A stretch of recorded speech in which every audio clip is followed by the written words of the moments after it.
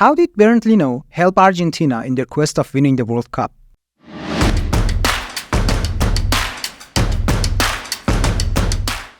"36 years after their last triumph in the World Cup, Albiceleste were able to bring World Cup to Buenos Aires once more in 2022. Qatar was the place where Leo Messi finally did it in his 5th attempt to win the World Cup. He delivered what was always expected of him, expectations that made him even consider quitting national duty years ago. But believe it or not, the long road leading to Argentina winning the World Cup started from the Arsenal match against Brighton in 2019-2020 Premier League season, where an ill-advised challenge by Neil Maupay resulted in one of the most thrilling finals in World Cup history. Today on the Offside YouTube channel, we are going to tell you about the butterfly effect Bernd Leno's injury had on Argentina's success in 2022 World Cup. Be sure to subscribe and hit that notification bell for daily football videos. Arsenal won the FA Cup in the 1920 season, but things did not go smoothly for them in the Premier League and Europa League. They were dropped out of Europa League in the first knockout phase, and their Premier League run mostly consisted of losses and draws. In that Arsenal team, one of the players who were preventing the form to change from bad to terrible was Bernd Leno. But what is the connection between Argentina winning the World Cup and Leno's injury? Well, for that, we have to return to the 40th minute of Arsenal match against Brighton in game week 30 of the 1920 season, where a simple challenge done carelessly for the ball from Neil Maupay, Brighton's striker, injured the German keeper. His knee was knocked so bad he couldn't keep playing, so he was subbed off. This was when Emiliano Martinez entered the pitch.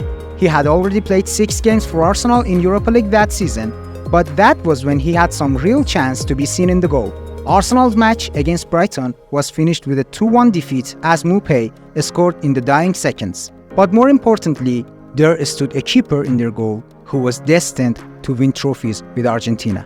Emiliano went on to keep 3 clean sheets in a row, but game week 36 and Arsenal's match against Liverpool was where Martinez caught many eyes.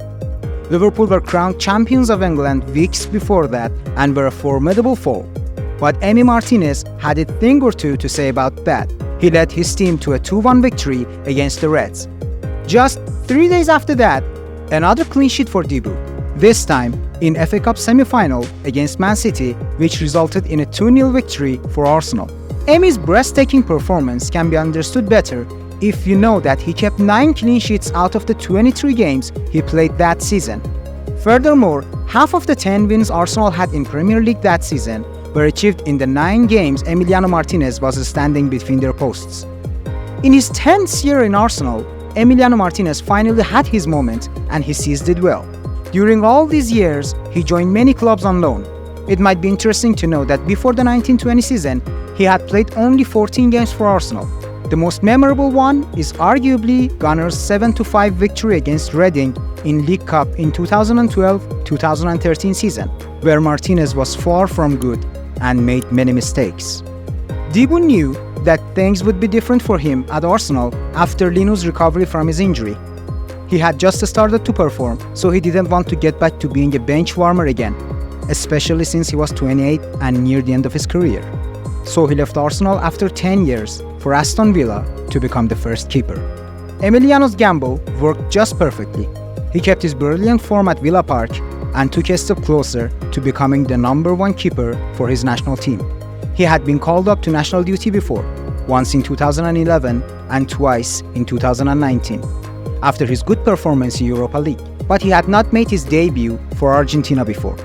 Dibu's first season in Aston Villa ended with 15 clean sheets in 38 games, an amazing performance which made him the #1 keeper for Argentina in 2022 World Cup qualifiers. His first game for Argentina was against Chile. 5 days after that, as he was guarding Argentina's goal against Colombia, he was injured and had to leave the pitch in the 40th minute, a tragic event that could end Emi's prime time of the career just the way it was started. Interestingly enough, it was the same minute as Leno's injury, but Martinez wasn't going to give up. Just a few days after that, Copa America 2021 started. All eyes were on Messi and his continuous national trophy drought, but Emiliano had many points to prove to the whole world. He played 6 games in that tournament and performed amazingly in all of them. One of which was the semi-final match against Colombia. Penalty shootouts would determine the finalists, and Dibu saved 3 penalties. Emiliano is a master of mind games and always distracts penalty takers. He became so good at it that FIFA had to interfere and propose a new law known by the Emiliano Martinez law that prevents goalkeepers from distracting penalty takers.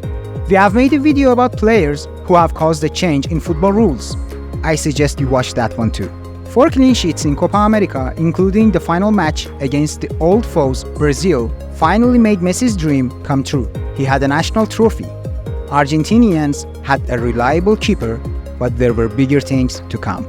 Emi's top-level performance continued until the World Cup, where he kept 3 clean sheets out of the 7 matches. Also, he was the main man during penalty kicks versus Netherlands and, of course, the other finalist, France. Other than penalty shootouts in the final match, he showed some amazing reflexes to prevent Randall Kolo Muani from scoring in a one-on-one situation just before the end of the match. Many people might think of Messi as the main man in Argentina's historical campaign, but if we eliminate Damian Emiliano Martinez from that team, things would have gone differently for Albiceleste. Martinez was named the best goalkeeper in the World Cup and FIFA's Goalkeeper of the Year. Emi, who was much less known 2 years before winning the World Cup and spent the 2018 World Cup cheering Argentina as a fan, now had made the nation's dream come true, even if the popular opinion doesn't show him as much respect as he deserves. Leno's injury and its effect on Argentina winning the World Cup can be described as a butterfly effect. But butterfly effect or not, it is truly another miracle in football. In Offside, we talk about football, a sport associated with human foot and a spherical object called the ball. Not the kind of football where people hug a freaking ball and beat each other up. Don't forget to follow us on YouTube, Instagram, and X.